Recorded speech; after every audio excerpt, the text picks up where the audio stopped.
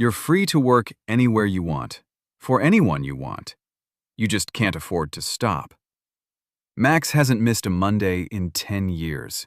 He calls it stability, but the numbers tell a different story. And it's already written. You just don't see it yet. Max wakes up at 7, showers, gets dressed, drives to work. 8 hours later, he drives home, eats, watches, sleeps. Tomorrow, he does it again. Strip it all away, the job title, the LinkedIn profile, the sense of purpose, and here's what's left.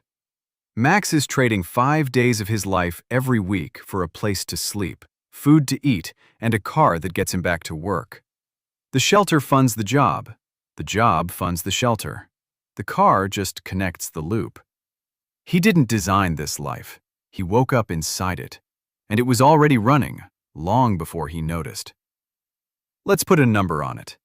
Max earns $23 an hour after tax. That's the price of 1 hour of his life.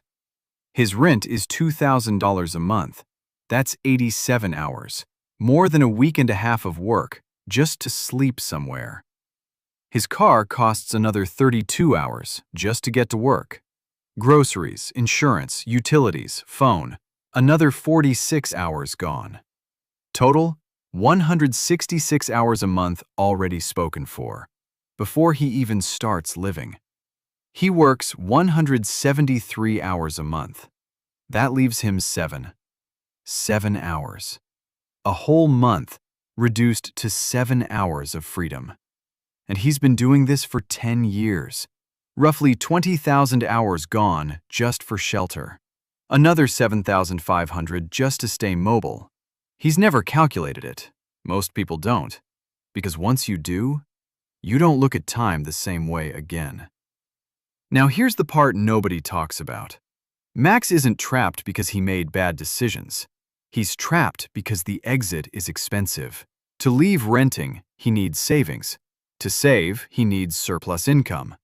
But he has 7 hours of surplus a month. To get a better job, he may need to move. But moving costs money he doesn't have. Every exit requires resources the loop itself consumes. And then there's something else. His lifestyle didn't just grow. It adapted. Every raise disappeared into upgrades.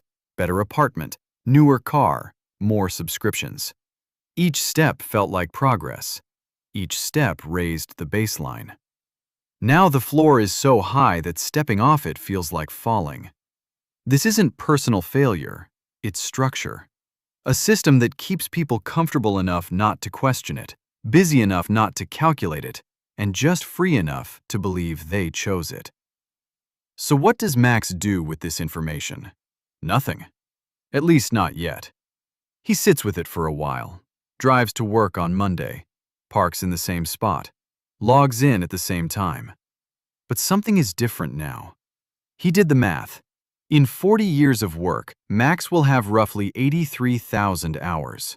He's already spent 20,000.